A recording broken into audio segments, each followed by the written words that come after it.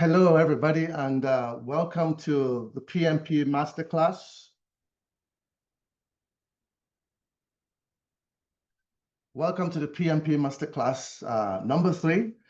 I'm Dr. KD Ewulu. I'll be working with you today. Over the next slightly less than an hour, I'll be working with you.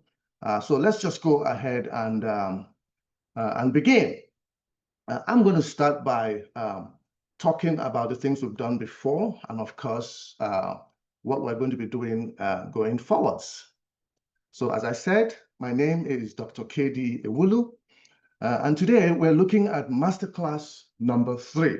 This is going to be broadcast on LinkedIn, Facebook, and YouTube. So feel free to join us. And of course, if you're not able to join us, you will be able to watch the replay on any of these 3 platforms. So having said that, today we're going to be looking at a little bit about project human resource management, project communications management, project risk management, and project procurement management. Of course, we're going to be ending with a few next steps on how to go about procuring your PMP certification. And of course, today I have a special treat, your CAPM certification. For those who do not know that, the PMP is an acronym for the Project Management Professional. It is the world's most accomplished, most recognizable project management certification.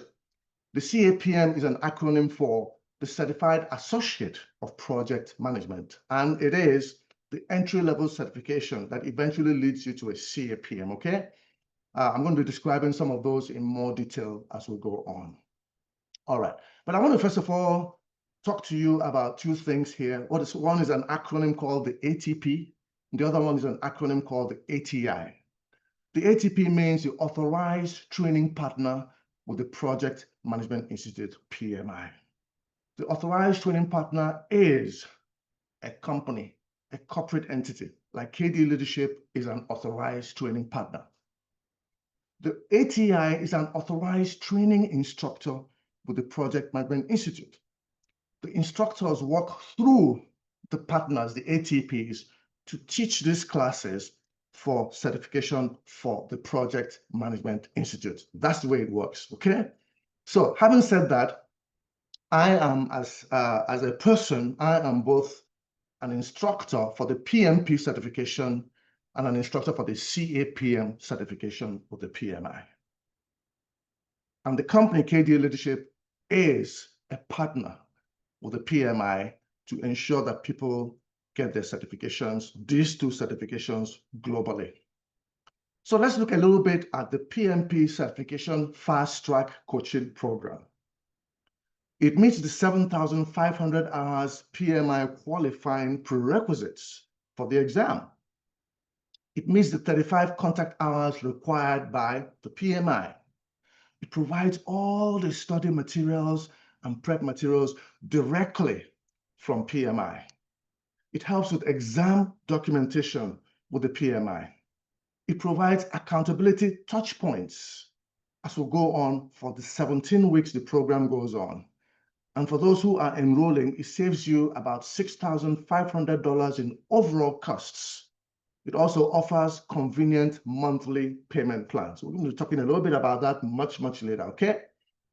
Now, let me jump to the CAPM certification, which I said to you is the lower level, entry-level certification into project management. So what is the CAPM certification? What does it stand for?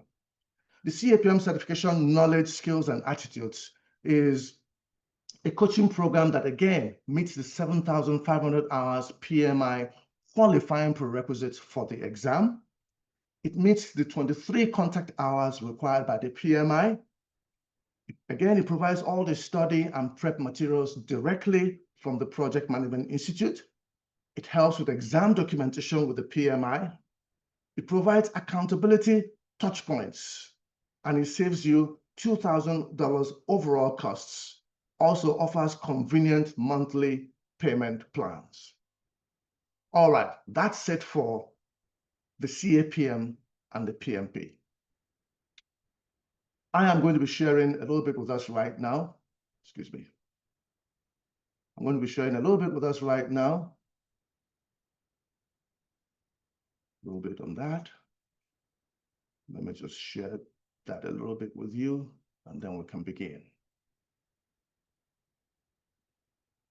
All right. So let's begin with the first part. We're going to have 4 parts today.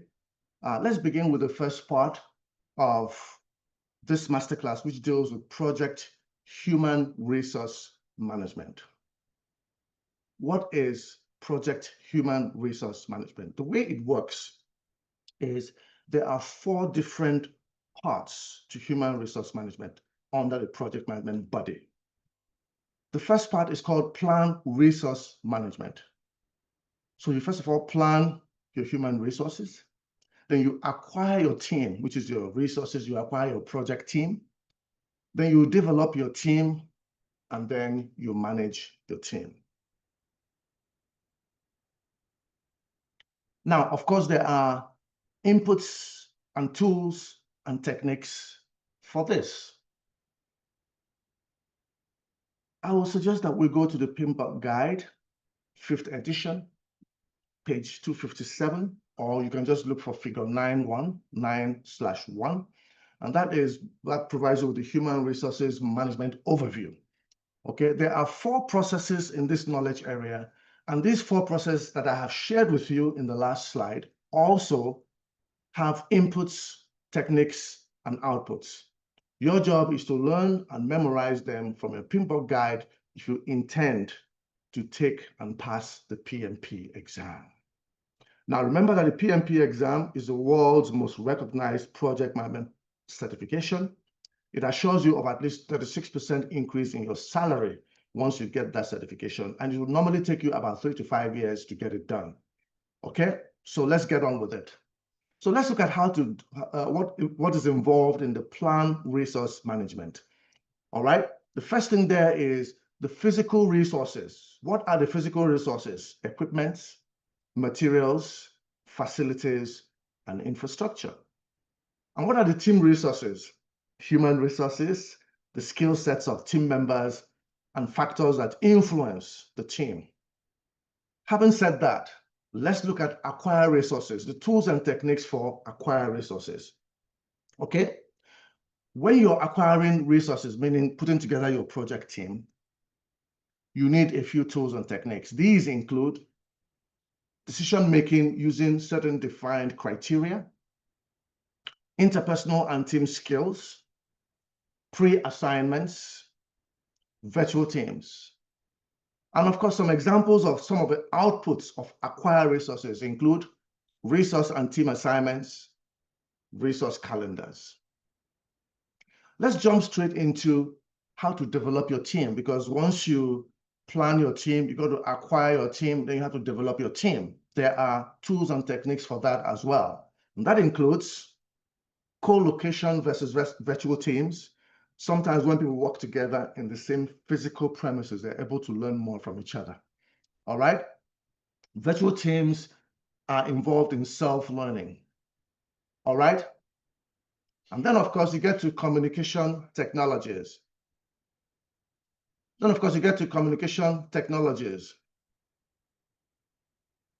And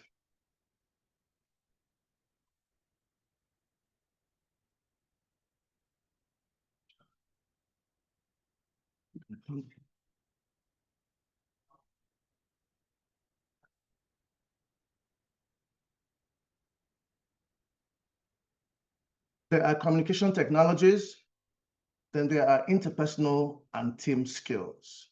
All right? There are also recognition and rewards. There's training.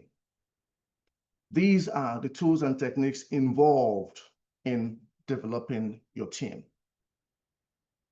Of course, you throw into that assessments as well. All right. Having said that, we have, as I said, as you can see on your screen, co-location versus virtual teams, communication technologies, interpersonal and team skills, recognition and rewards, training, assessments, and meetings. Okay, it's very important here for us to understand that it's one thing to have your team, it's another to develop them. These are the tools and techniques you need to get your team up to speed. Now, let's look at a few other tools that are important, critical to team development. I'm going to be sharing something called the RACI chart. The RACI chart is an acronym for responsible, accountable, consulting, and informing. Responsible means those who are responsible for performing the work. Accountable, the one who approves the work. Consulting, they have input to the work or decisions, and then inform people to be informed of decisions or results. This is a RACI chart. Remember, I'm not going into detail here. This is a masterclass. I'm just giving you a few of the basic points that are going to show up in a PMP exam. All right? We do have a certification training program that you can enroll in to take you from week 1 to week 17 and get you ready for the exam. But we'll get to that later on today. Having said that, I want to also jump into stages of team development. This is very important. It's called the Bruce Stockman's model of team development. What does that mean? Okay, number 1, there's a forming stage. The forming stage is getting to know each other. What am I doing here? Team building exercises. Then there's the storming stage. Conflict over control. When 2 or 3 people come together, there's always a fight. That is expected because we come from different backgrounds, different levels of education, different experiences, different biases. What your mama told you on the kitchen table, it makes you different. So the storming happens where each person is trying to delineate their own territory, protect their own turf. I'm the boss. No, I'm the estimation expert. I'm this, I'm that. That is supposed to happen. When a team forms and it hasn't happened, just know that your team has not yet metamorphosed to what it's supposed to be. There's forming, there's storming, and inside that storming, you have conflict resolution. No, we've got to do it my way. Somebody else says, no, I want to do it my way. And eventually, mutual respect happens. Where does that happen? Norming, the third stage. Norming is where there's a focus on process and production. This is the only right way to accomplish the task. The focus leads to conflict resolution, leads to recognition. Each person recognizes what the other brings to the table, and there's mutual respect. So far, there's forming, there's storming, there's norming. Only after norming happens do you get into performing, where the team begins to get their job done. That's an optimum productivity, where a team and will watch out for each other, recognition and reward. And finally, once that job is done, the final aspect of the final stage of team development is adjourning. Work is completed and the team officially disbands. All right. I'll dive a little bit into conflict management here, not conflict resolution. Conflict management, there are 2 types anyway. I'll do both of them. All right. First of all, I'll say that the sources of conflict include the following: scarce resources. When resources are scarce, people are going to fight. Scheduling priorities. When you're scheduling time for when things will be done, how they will be done, there's going to be disagreements. That's going to happen as well. And then personal work styles. Some people like to work in the mornings, afternoons, nights. Some people want to work virtually. Some people want to work face-to-face. These are all sources of conflict. And when conflict happens, as it will, in any place you're in, the 2 or 3 people gather together, there's going to be conflict. Okay? What are the resolution techniques we have? There's avoidance, there's accommodation, there's compromise, there's competition, and there's collaboration. These 5 are known globally as a conflict resolution techniques. Avoidance, you pretend it didn't happen, sweep it under the carpet. It doesn't solve anything. Accommodation, you let the other person have their way. Let them win. You lose, you let them win because you want to lose the argument and win the relationship. That's accommodation. Compromise, we both come to somewhere in the middle.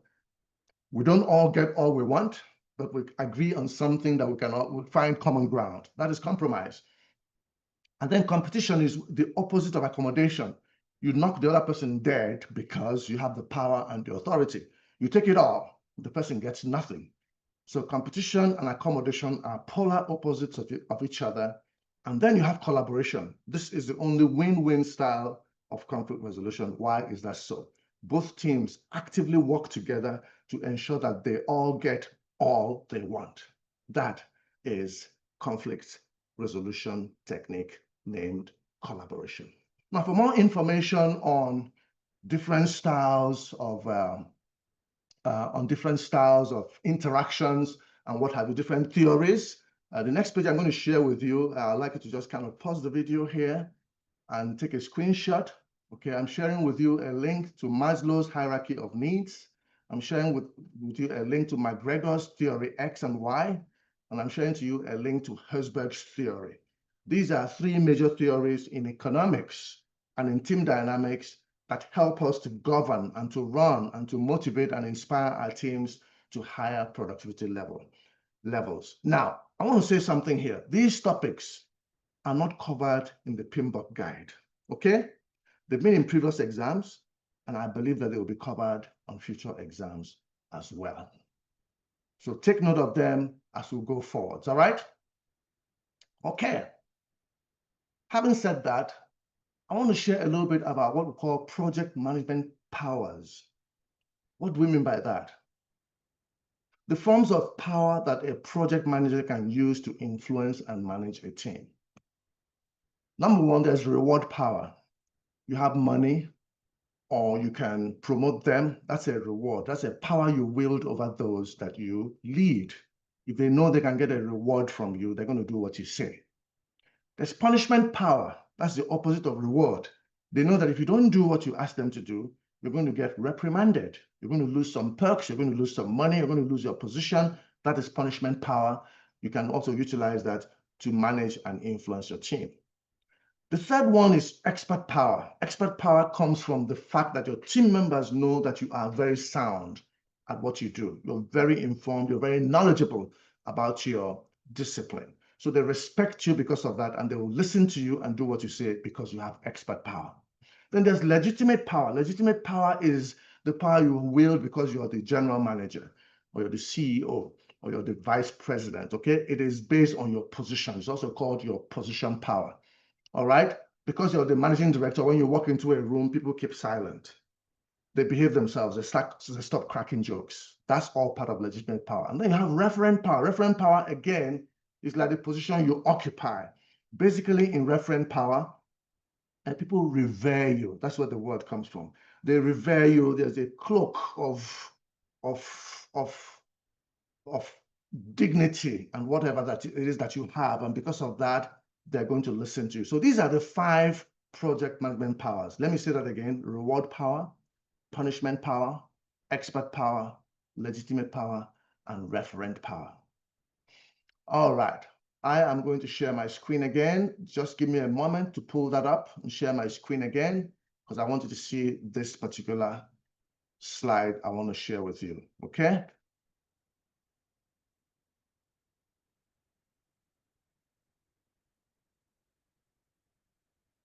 All right. So on this, right now, we're talking about managing your team. How do you manage your team?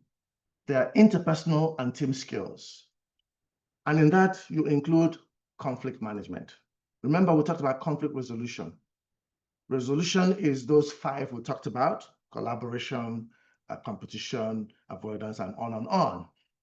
Conflict management is a different ballgame. It's a process where you identify the problem, brainstorm to get solutions, and then, so there's a process there. This other one are just things that you apply to solve problems. There are also decision-making skills. When you are a manager or a project manager or part of a team, you guys have to make decisions together. The way you make those decisions determine your level of skills. There have been different schools of thought. But bottom line here is, in making decisions in the 21st century with a younger generation of workers, you have to include them in decision making. Why?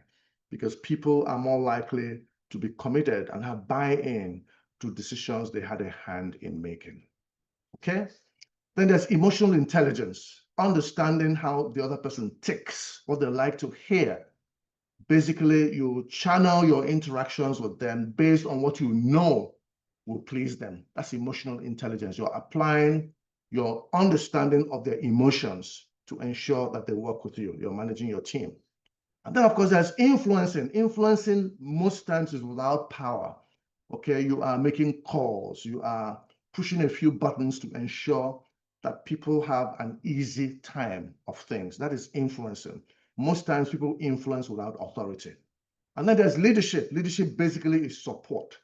When you understand that the people you lead have to be supported, your job is to stand beside them, give them the tools that they need to get their jobs done, the encouragement, the motivation, the resources, and what have you, and be there to applaud them when they do a good job or gently correct them when they do not, as they will.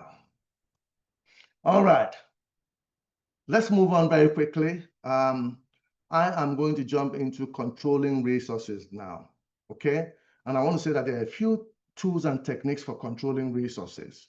There's data analysis. Basically, you have cost-benefit analysis, trends analysis, performance reviews, and what have you. You also have problem solving, interpersonal and team skills like negotiation and influencing. When you negotiate, there are certain skills you must have in order to negotiate. There's something called BATNA, there's something called ZOPA. This is not the place to discuss them, but these are all concepts that will show up in your exam. And these are concepts we're going to be sharing at the PMP Fast Track Certification Coaching Program. All right? Okay, I'm going to be showing you a slide right now. It's just a slide that gives you an idea of what is called a resource leveling technique. I'm going to be introducing critical paths here, critical tasks here, a network diagram. Okay, so what I show you here is an example of a network diagram. We're starting from the left-hand side, activity A, going all the way to the last activity J, and that is a project. This project starts from the beginning and ends at the end. If you look on this diagram, you're going to see some task boxes. Each of those squares is a task box. If you look, they're going to see some zeros in red. Those zeros in red are slacks of zero. And what that means is that those activities, A, C, F, H, J, do not have any wiggle room. So you must assign those activities to people who are available, not just people who are good at their job, but people who are going to be available, because you don't have room to maneuver. And that's why I kind of put a red arrow there to show you guys that is a critical path. And every task along that critical path is called a critical activity. Now, you're also going to look at and see in those boxes some green numbers. Those green numbers are slacks that are greater than zero. Those numbers you see there, in some cases, for example, activity B has a slack of 2. That means it has a slack of 2 weeks, meaning that you have 2 weeks to play around before you can get that job done. If somebody wants to go on vacation for a week, you can assign that person to activity B, knowing that they can go away for a week, have their vacation, come back, and there's still time to finish the job. All right, so you need to learn how to get these resource leveling techniques, put together a network diagram, identify your critical path, identify your critical slacks by calculating your slacks and float. We're going to be talking a lot about this during the classes coming forwards, all right? Feel free to rewind the video, stop here, take a screenshot, look at it again, and on. That's great. All right, I have a few questions, 1 or 2 questions I'm going to talk about with regards to resource management before we move on, okay? And that's what I'm going to be sharing with us right now. The first question is, as you can see on your screen, a chart that shows positions and relationships in a graphical top-down format is called what? Is it a responsibility assignment matrix? Is it a staffing control chart? Is it a text-oriented chart? Or is it a hierarchical chart? The answer there is option D. Okay, a hierarchical chart shows positions in a graphical top-down format, okay? Examples of hierarchical charts include work breakdown structures, organizational breakdown structures, and resource breakdown structures. Well done. I have one other question to ask us, and then we'll move on to the B part of this broadcast. A project is beginning to work together and are adjusting habits and behaviors to support the team. What stage of team development is it experiencing? Is it performing? Is it storming? Is it forming? Is it norming? You look at that question again. A project team is beginning to work together and they're adjusting their habits and behaviors to support the team. The stage there, the correct answer is D. The team is norming. When a team norms, okay, what happens?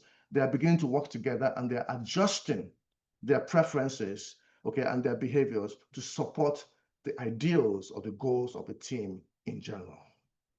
All right, Let's jump into project communications management very, very quickly. Okay, this is a 1-hour broadcast. We're moving a bit slowly, but I'm going to pick it up a little bit. Okay, I don't want to keep you guys longer than you should. So we're looking at project communications management. And this is a time for me to share some PMP qualifying information for you before we go ahead. All right, because you're here to get an insight into how to get your PMP certification this year. All right, that's the point. I'm trying to make sure that over the next 20 weeks, you're ready for your PMP exam. All right, now remember, this is something you can do in 5 years, 3 to 5 years. Traditionally, it takes 3 to 5 years to amass your verified project management experience. However, KDEL team has patented a 17-week, 4-month path. Again, traditionally, it requires showing evidence of 4,500 to 7,500 hours of signed-off project management activity to be approved to take the PMP exam. Again, KDEL has perfected a 112-day, once-per-week Zoom-delivered alternative that requires only 1.5 hours of instruction per week. Wonderful. Now, I said I was going to throw in something for you being here today watching this video. I'm going to throw in the CAPM qualifying information. The CAPM, as I said, is a Certified Associate of Project Management. I'm going to throw that in as well. It wasn't supposed to be a part of this broadcast, but I do believe that there are people out there who do not have the prerequisite knowledge or experience to take the PMP exam and might be requiring an entry-level certification to get their teeth into project management. This is a course for you. Now, traditionally, it takes about 3 years to amass your verified project management experience for entry levels with high school, 2-year or 4-year diplomas. Okay? It will take you about 3 years to put together that experience before you can even apply for the exam. KD Leadership has patented a 10-week, 2.5-month path to make it happen for you.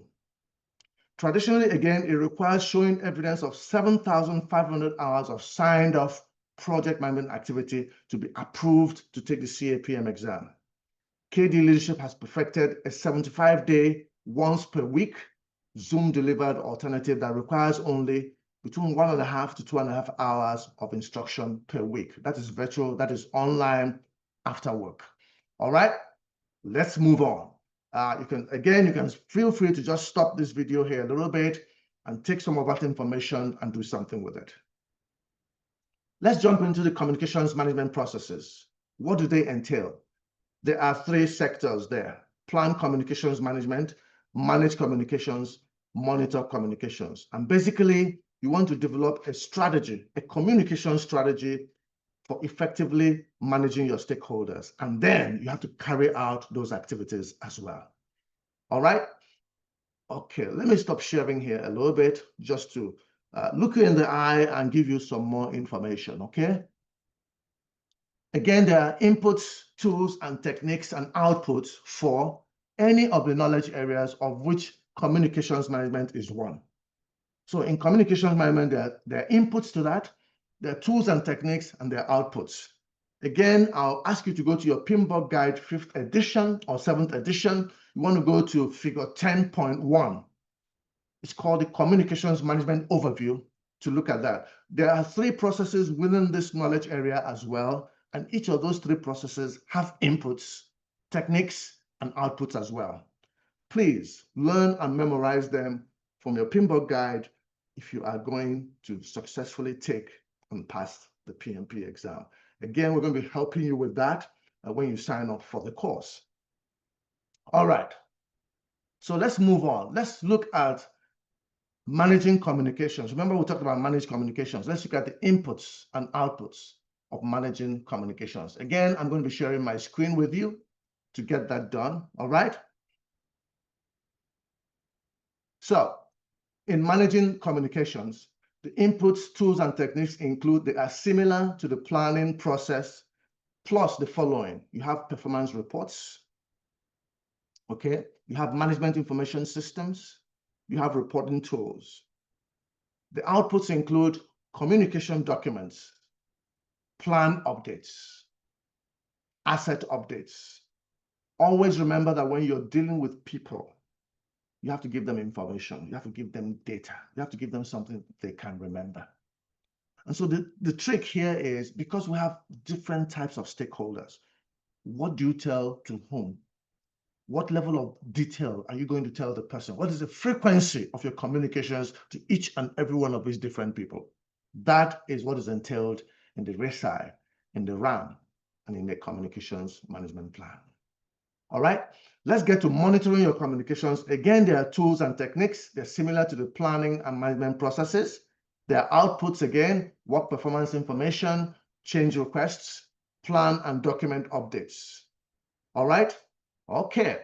So what are a few of our communication highlights going forwards? What are our communications highlights going forwards? Stakeholder communications tools vary based on the size of the project and the complexity of the project. There's a mix of people-based and technology-based approaches. Communications are shaped by the project, the organization, the enterprise, and cultural factors. Of course, you're seeing enterprise organizational factors here. That's all part of inputs. Remember what we said in the first broadcast, okay? If they're asking you about inputs into the knowledge areas, once you see enterprise organizational factors or organizational process assets, they all belong to inputs. Just know that that's just a cheat sheet, okay? Bear that in mind going forwards. All right. Again, let me start showing again, because now I want you to see visually what communications is about.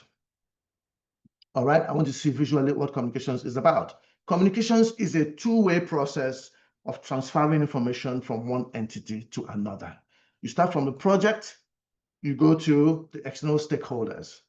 The external stakeholders hear it, and then they respond back to you, again, to the project. So a project manager, remember, will spend approximately 90% of his or her time communicating.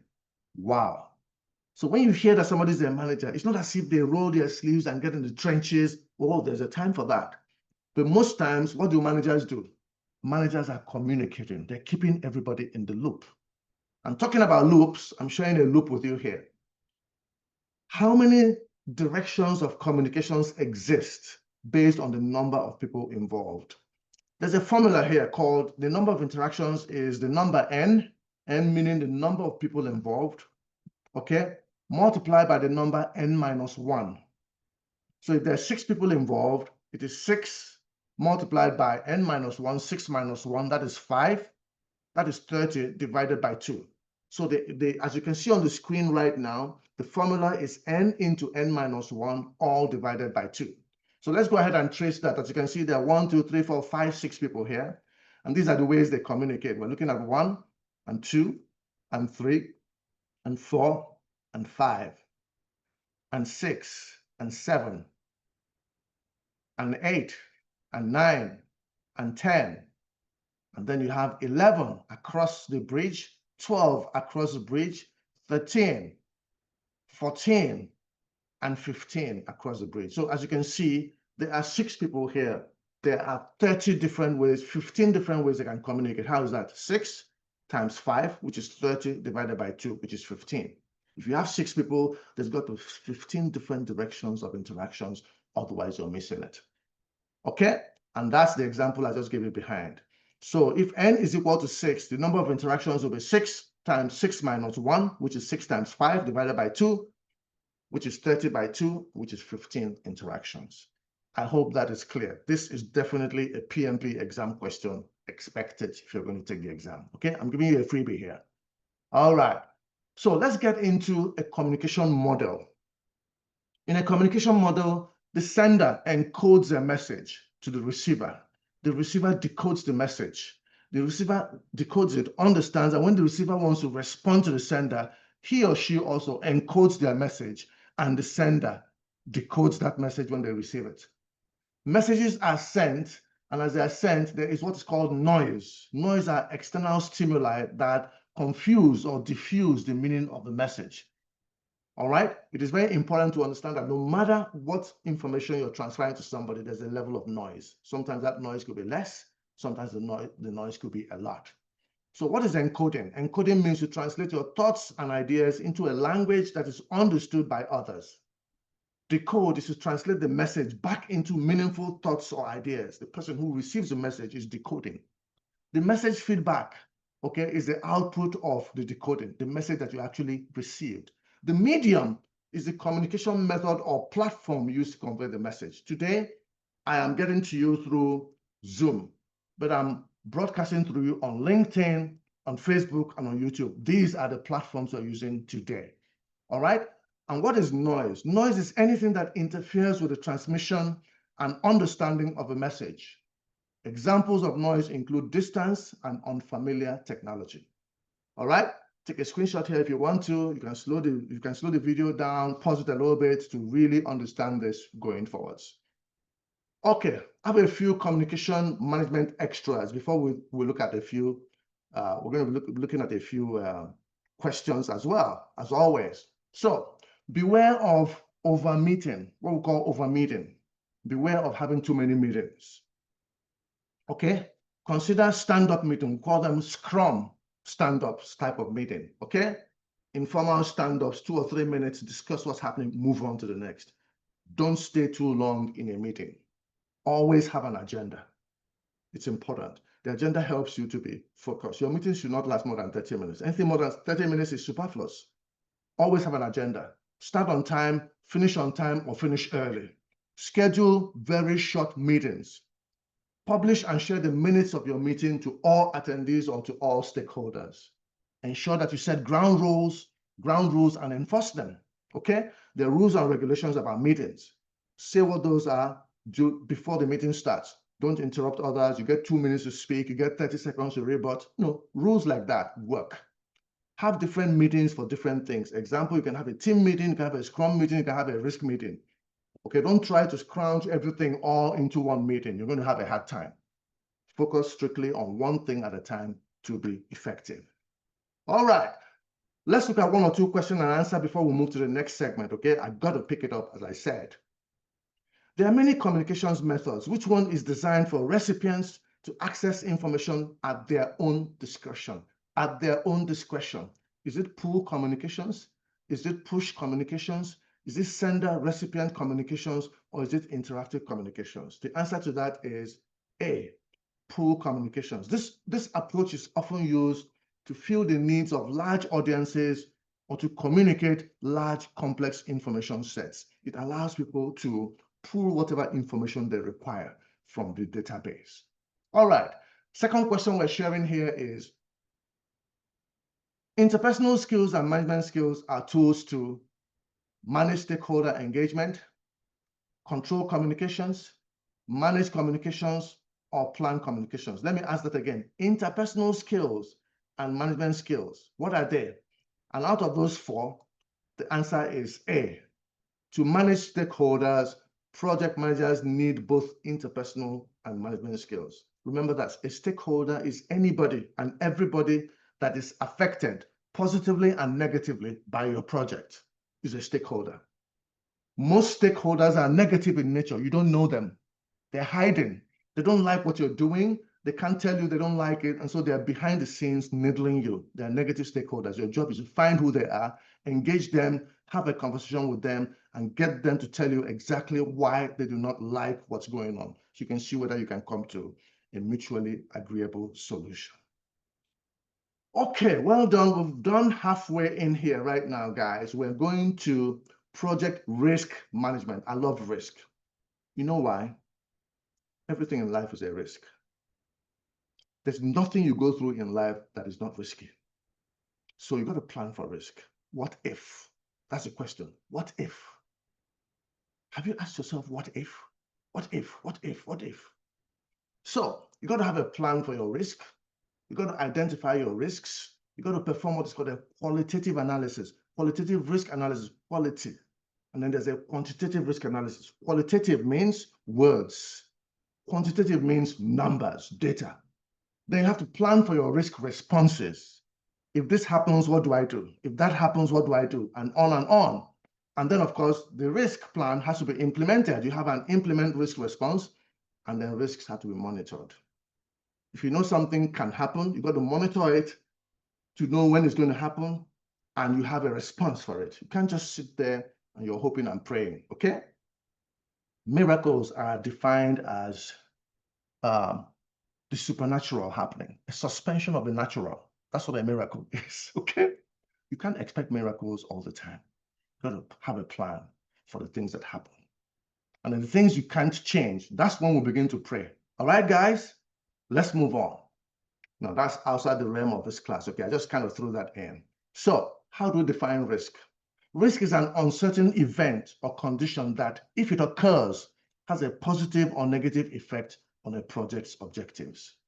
Now, there are positive risks and there are negative events. Positive events, negative events. A positive event is that you select the lowest bidder on a project because of budget constraints. But the bidder exponentially exceeds your expectations on the project, meaning they even save you more money. You selected the lowest bidder and he saved you even more money. He came in much lower than what he quoted. That is a positive event in a risky situation. A negative event is a thunderstorm, damages your transformers that prevent your project from being completed on time. That's a threat. So the first one I discussed, a positive risk event is called an opportunity, and a negative event is called a threat. Bear that in mind. Let's move on. So, positive events or conditions are also called opportunities or good risks. All right? A risk that can have a positive or negative effect is called a business risk. A risk that only has a negative consequence is called a pure risk. So a business risk has a positive or negative effect. A pure risk has only a negative effect. You see how that works? So when you hear people in management talk about business and pure risks, that's what they mean. Again, this is an exam topic. Make sure that you understand that. What is risk tolerance? The degree of risk you are willing to accept. Remember, everybody has a different risk tolerance level. Your risk tolerance level is what is called your risk threshold. This helps you identify the level of risk beyond which specific responses are needed. There's a level you get to say, enough, I've had enough. And for different people, they've had enough at different stages. Some people have enough when you slap them once, others have enough when you slap them 5 times. That's their risk tolerance. Okay, always remember we're all different. And because of that, when you're managing risk based on the people who are going to be interacting with your project. For example, a company may have a policy that any risk that increases the project duration by 5% or less is okay, but anything above that is unacceptable. That is their risk threshold, 5% or less. You see how that works? And that's a policy statement. Once you get to 5% is more than that, no, we can't go with this. I'm sorry, our company doesn't do that. So remember that as we go on. Again, this is an exam question going forwards. So in project risk management, again, there are tools, techniques, inputs, and outputs. All right? Again, go to your PMP guide. This time you're going to figure 11.1. Figure 11.1 is called the risk management overview to see the inputs, the tools and techniques, and the outputs of project risk management. Again, each process within this area also has inputs, techniques, and outputs. Please, please learn and memorize them for the 6 or 7 risk processes from your PMP guide. All right? Okay. So let's get into risk identification, the tools and techniques there. There are analysis approaches. What are those analysis approaches? The first one there we're going to talk about is called the root cause analysis. You've heard about the fishbone or Ishikawa diagram. The fishbone diagram, just like a fishbone, you know, when you finish eating fish and you leave the skeleton there, that fishbone, that is called the root cause analysis. Basically, you start with the end in mind and work backwards. If you find the root cause of your problem and you attack that problem at its root cause, the problem disappears. But if you're always trying to fix the problem without attending to the root cause, the problem will always reappear. That is the root cause analysis. Then there's the assumptions and constraint analysis. You're assessing assumptions and constraints. People are going to tell you, what if this happens? What if that happens? Sometimes you have meetings where people play, it's called devil's advocate. Devil's advocate means you are basically imagining all sorts of things that can go wrong and throw it in there. And your risk planning team must find solutions to those things if they happen. That is your assumptions and constraint analysis. And then you have your SWOT analysis. Everybody knows that. that analyzes the strengths, weaknesses, opportunities, and threats. Everybody knows about the SWOT analysis, okay? And then you also have your document analysis. That's where you have a systematic review and interpretation of your documents. All right, let's move on because this is not a class. Remember, this is a masterclass. Just to give you a few tidbits in there. Remember, as you can see on the back of my screen here, feel free at any time to register for the class that is coming up. You can see all the QR codes behind me there, the link at the very top of my head. Go ahead, stop the video, take your screenshots there, and let's move on. All right? So let's look at qualitative and quantitative risk analysis. Qualitative is descriptions. As I said, once you hear quality, it's words. Once you hear quantity, it's numbers. That's how I remember it. So qualitative is data quality assessments, risk probability and impact assessments, and assessments of other risk parameters. These are qualitative in nature, a lot of grammar. On the other side, quantitative is numbers, simulations, analysis, decision tree analysis, influence diagrams. These are numbers, okay? Both of them go hand in hand. Qualitative is not very, very accurate. It gives you a general impression. Quantitative dives down deep and gives you the numbers to 0.05%, whatever the case may be. And that brings us to probability and impact. It's very important when you are thinking of things that can go wrong. These are the two things that you focus on. What is the probability that this is going to happen? What impact is it going to have if it happens? Probability, the likelihood that an event will happen. It can be expressed in increments of 1. It is determined through expert judgment, and it is qualitative in nature. That's your probability. You are saying, we have a 50% chance that this will happen. There's a 30% chance it will rain. That's probability. However, the impact is the amount of pain or gain an event poses to the project. Now you're looking at what you're going to suffer if this happens, or what you're going to gain if this happens. That's the impact. It can be expressed again in increments of 1. It is quantitative in nature, numbers, data, and percentages. And that brings us to categorizing risk. Because you see, it's one thing to say, I have a risk. What is the category of risk? Your risk can be in 4 different categories. All right? And we're looking at impact and probability. Okay? So let's start with quadrant number 4. When you have a low probability of it happening and a low impact, what do you do? All right, let me switch around. Let me start from quadrant number 1. When you have a high probability of it happening and a high impact if it happens. This is a sure banker. It's going to happen. And when it happens, it's going to be devastating. So what is your plan for that? Your plan is what is called a strategic focus. Strategy, when you say strategy, is the future. You got to focus on it. You got to put things in place. You know it's going to happen, and you know that when it happens, it's like having a hurricane, and they say it's coming through Atlanta, it's coming through Charlotte, or it's coming through New York. All right, you got to have a strategic focus on that because it's happening and it's going to be devastating. That's when you have people getting out of town, packing up, boarding up their buildings. Okay, these are strategic focus. It's going to happen. The second set of risks are risks that are probably not going to happen. They're low in probability, but high on impact. It's probably not going to happen. Let's pray it doesn't happen. But if it happens, it's going to be a major impact. That is where you have a contingency planning. You put money aside for it. You're praying it doesn't happen. There's a likelihood it will not happen, but you also put money aside for it in case it happens. It's called contingency planning. The third group is a low impact if it happens, but a high probability is going to happen. You know it's going to happen, but if it happens, it's going to be a low impact. You don't do anything. You have what is called operational planning. You plan to handle it when it happens, but you know that the impact on your project is not going to be too much, so you plan to handle it when it happens. And the final one is low impact, low probability. It might not happen. It doesn't seem like it's going to happen. And even if it does, it's low probability. You just monitor it only. So you can see the 4 different responses here we've just looked at when you categorize risk. There's monitor only, operational planning, contingency planning, and strategic focus. All right. So risk reserves. What do we mean by that? There's something called management reserves. they're not part of the cost baseline, and they're meant to be expended in crisis situations by the executive or leadership, not by the project manager. So if you're a project manager here, you don't have the authority to expend management reserves. Most times you don't even know it exists, because it's the leadership that puts that funding together. All right? But the one you have the power to expend is called contingency reserves. These are for known unknowns, things you anticipate could occur, and they're meant to be expended in emergencies by the project manager, you and I.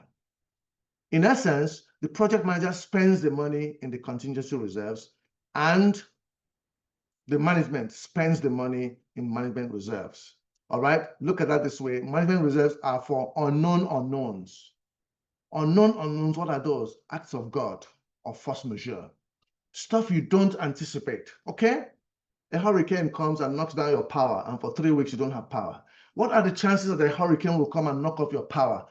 1 in 1,000. It might take 10 years. You live in a place for 10 years, a hurricane never comes. So you don't spend that money. But when it happens, it's an act of God. And that means management has to step in to do something, bring money from outside of a project to fix that problem, because that problem might not happen again for another 20 years or 30 or 40. It's a force majeure. All right, let's get to plan risk responses, okay? And then we'll be closing out this. We have a couple more minutes before we can close out, okay? Plan risk responses. What are those? They are strategies and opportunities, okay? There are strategies called C, strategies for opportunities, and there are strategies for managing threats. They're called TAM, T-A-M. So C is when you share, if you see a risk that is coming that could be an opportunity, we could gain from it. You share it, you enhance it, you exploit it, right? If you see something that hasn't happened before, that could happen, that could make you make more money, you're going to say, yes, please come, right?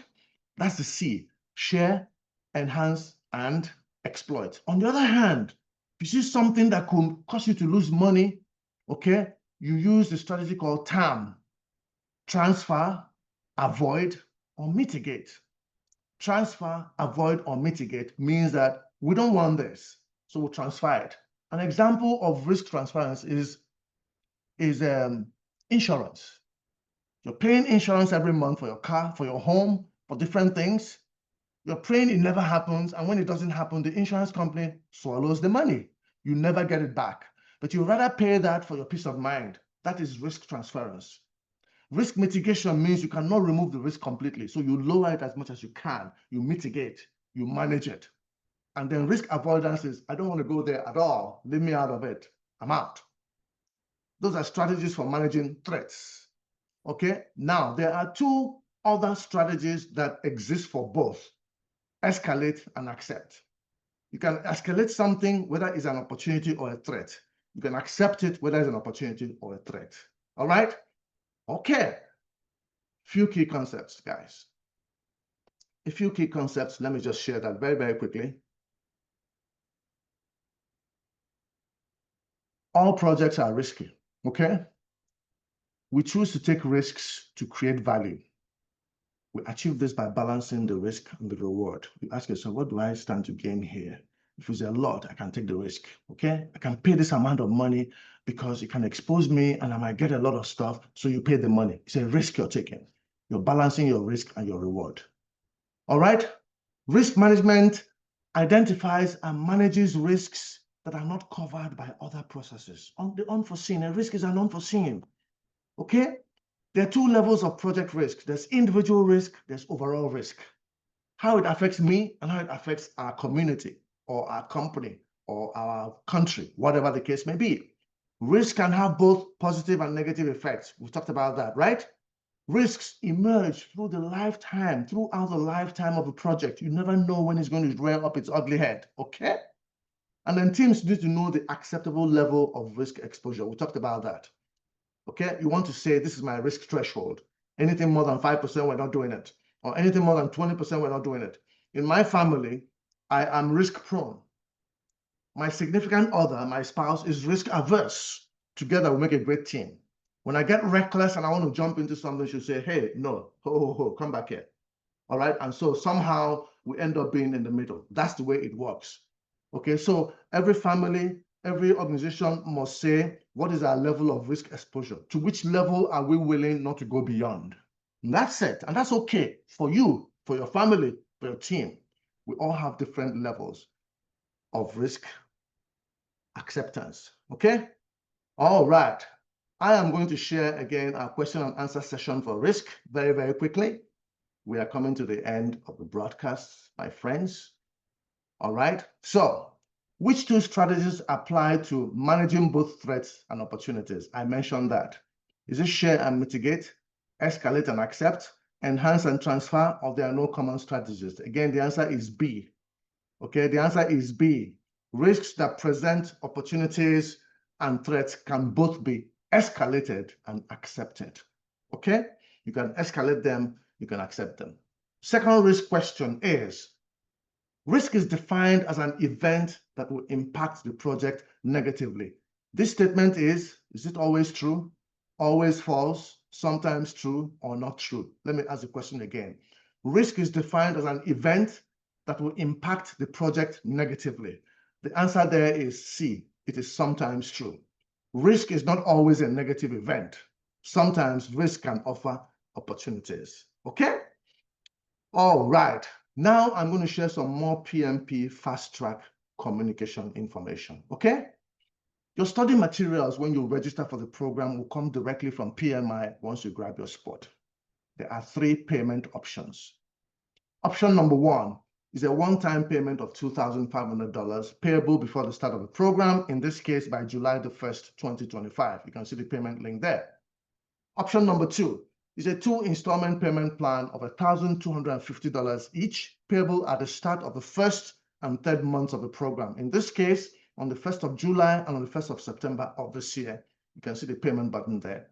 And option number 3 is a 5 installment payment plan that includes a $500 deposit to grab your spot on the program. You can see the link there.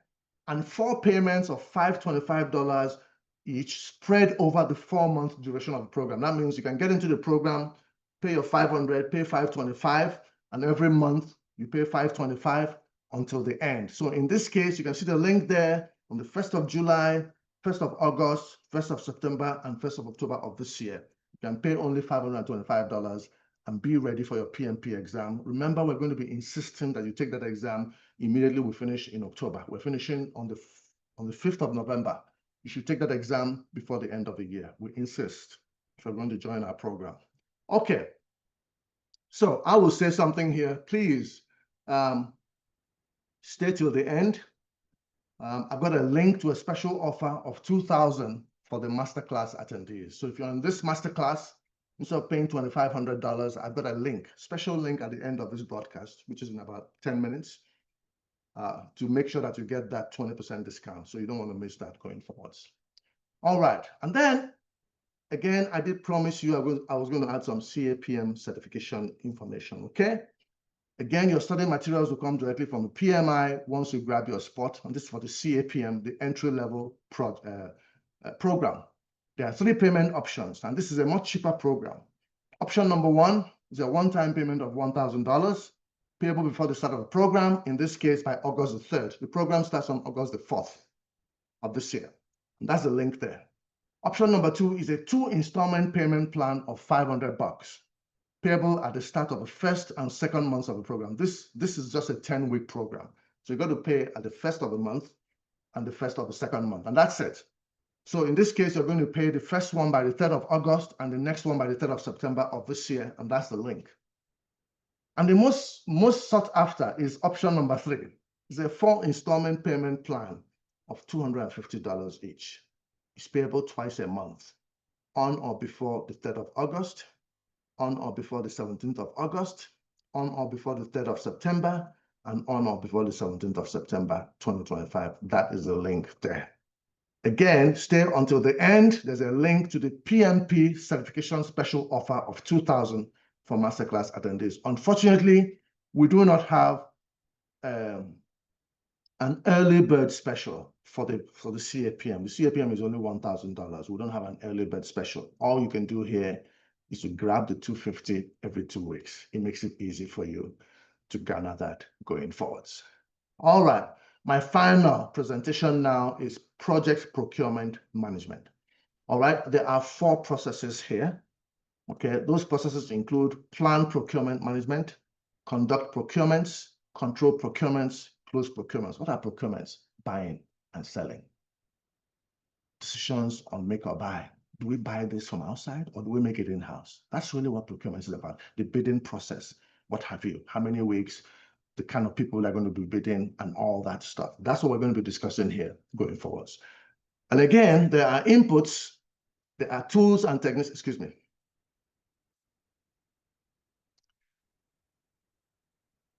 Again, there are inputs, there are tools and techniques, and there are outputs. And of course, there are several of those 4 processes in this knowledge area. They also have inputs, techniques, and outputs. Again, please, I ask you to please learn and memorize them from your PMBOK guide. What are the factors impacting procurements? What factors impact procurements? Number 1, the size of a project, the size of a procurement, and the complexity of a project. Number 2, physical locations of buyers and sellers determine how the procurements will go. Governance, regulatory environment. There are certain things you can't buy in the open market, okay, because there are government regulations. Then there's the availability of the contractor who is going to sell you the stuff. Are they available? How far away are they? Okay, how long does it take to get things done? And then, of course, you have agile environments. There's collaboration and shared risk. Agile environments means, again, focus more on technology projects, okay? You have to collaborate with people. You have to share the risk, okay, especially in procurements. Let's get to it. I want to start with contracts. What is a contract? A contract is a mutually binding agreement that obligates the seller to provide the specified products, services, or results, and obligates the buyer to provide the monetary or other valuable consideration in return.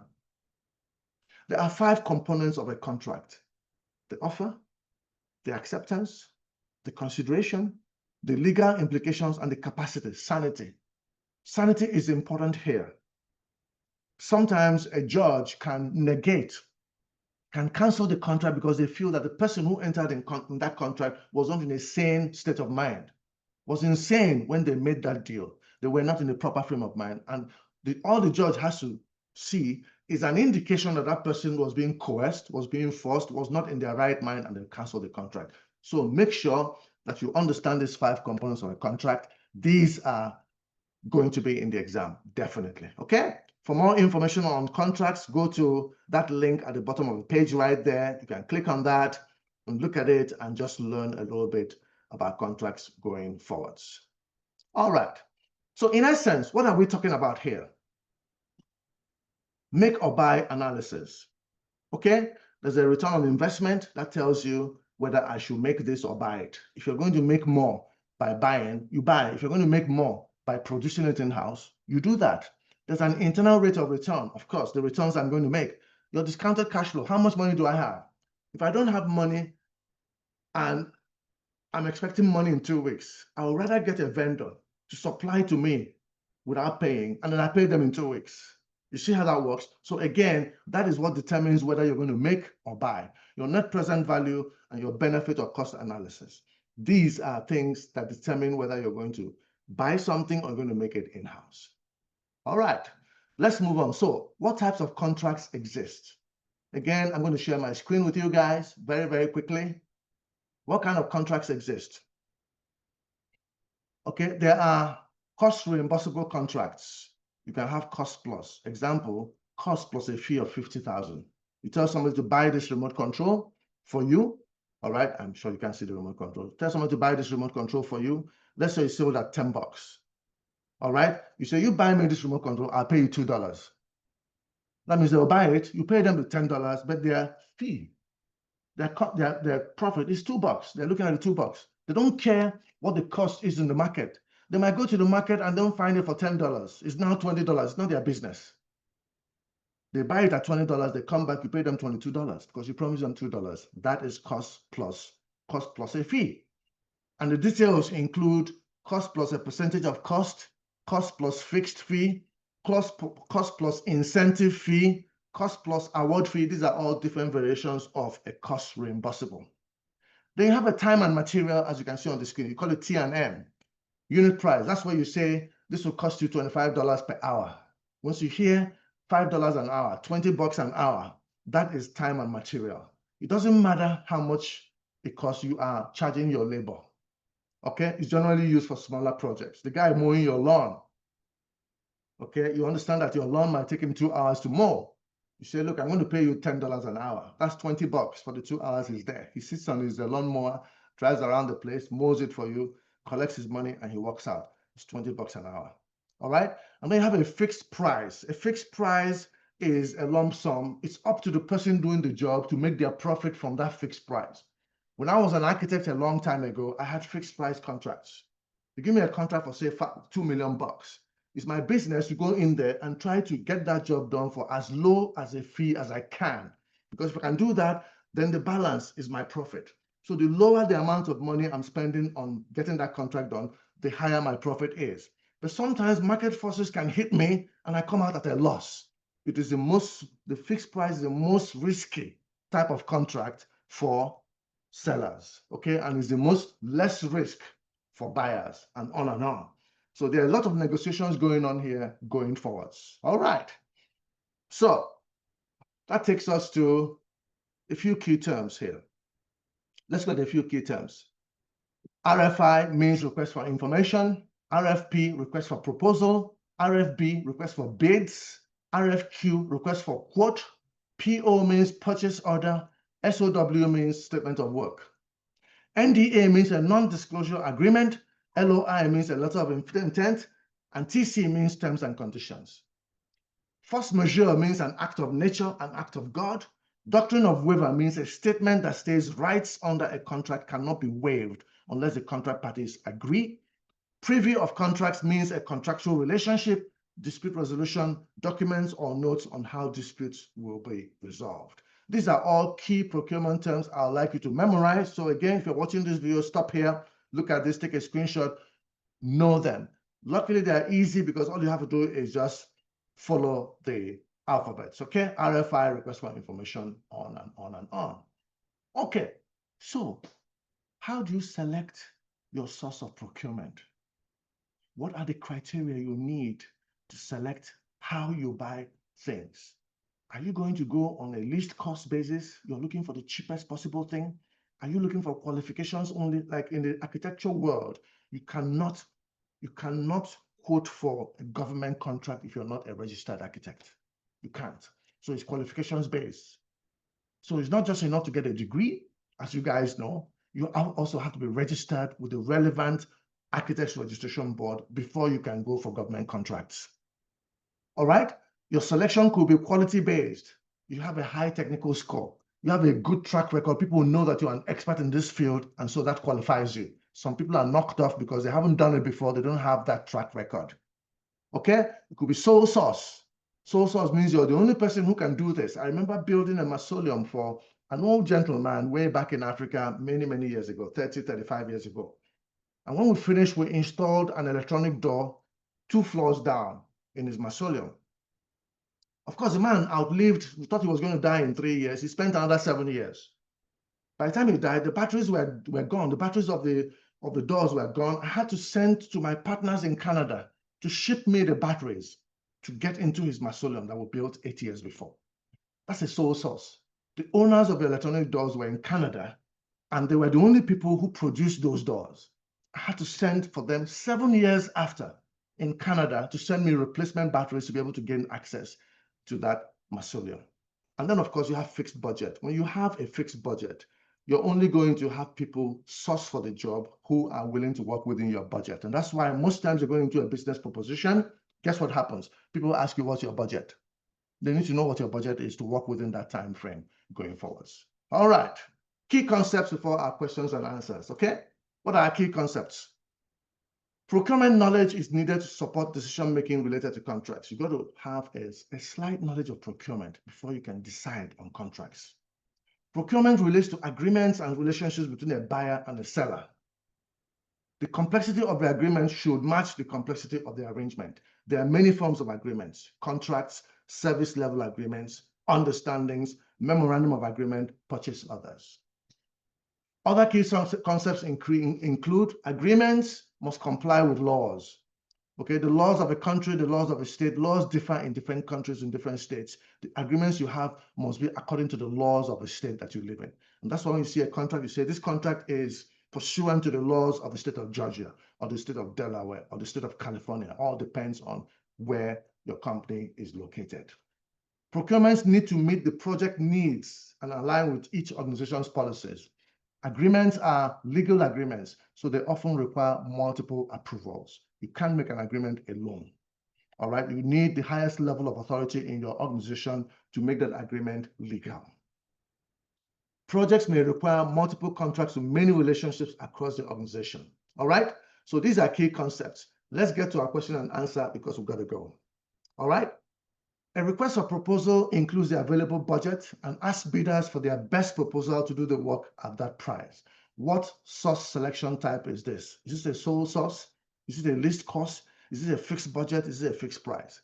Let's look at it again. A request for proposal includes the available budget and asks bidders for their best proposal to do the work at that price. The answer is C. The correct answer is C. Okay? It is a fixed budget selection. Fixed price is when the seller provides a price, not when the buyer provides a price. The fixed budget is the buyer is the person providing the price to do the work. Remember that. All right. The next question is: a project manager is in the middle of creating a request for proposal, RFP.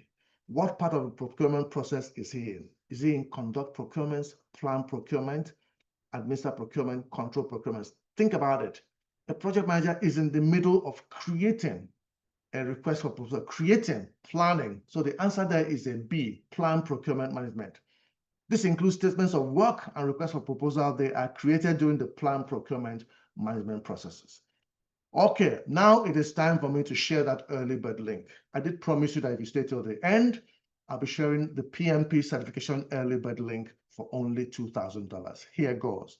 This is just going to be here very, very briefly. Okay, the link there is at the top. As you can see, all right, the link is at the top, as you can see, and that is a 2,000 early bird full payment. That is a QR code, and that is the link for you to be here. Please, this expires on June the 15th. That is in exactly 2 weeks' time.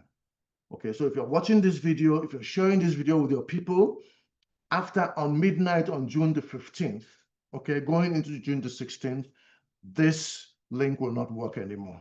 Okay, you'll be forced to pay the $2,500. So please, please hurry, get it done. All right, I'm going to be closing with a PMP certification fast track information. These are payment informations.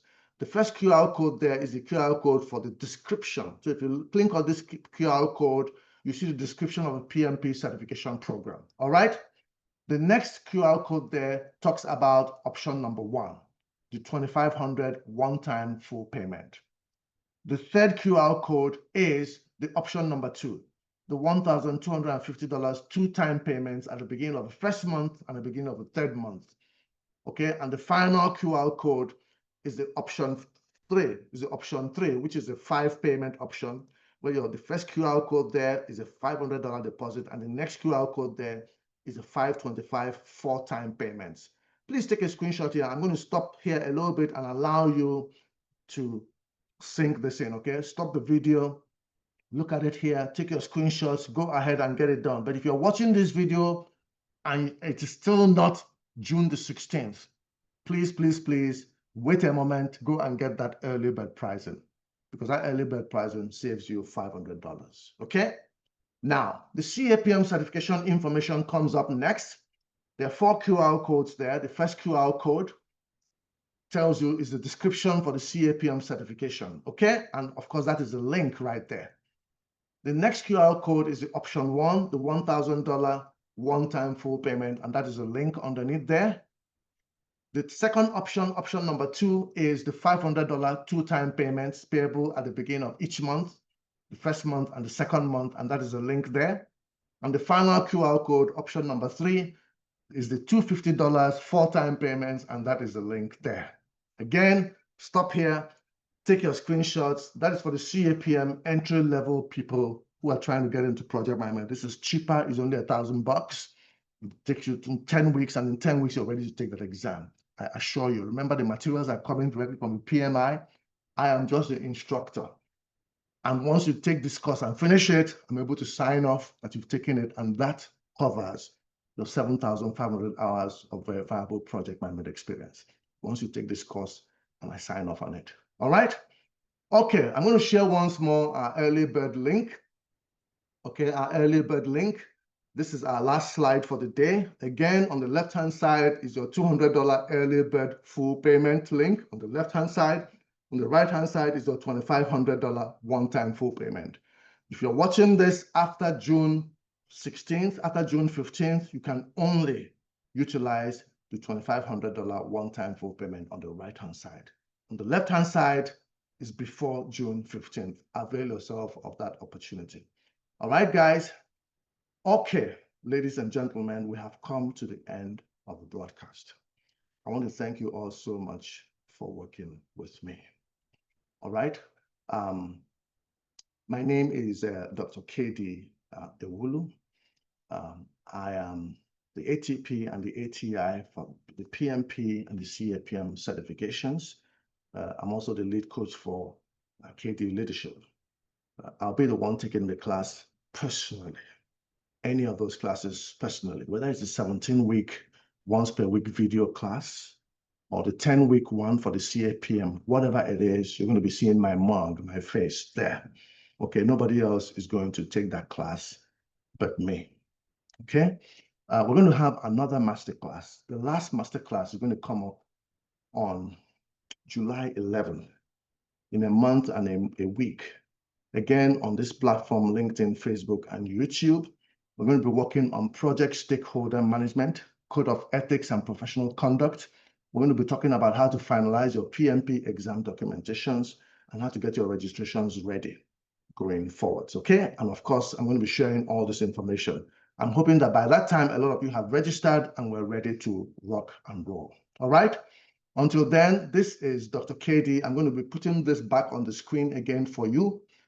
This is Dr. KD Ewulu signing off and thanking you for working with me at this very time for the PMP certification and the CAPM certification. Until then, cheers. Take care of yourselves and be safe out there. And I look forward to earnestly seeing you at the certification fast track training programs. Until then, bye for now.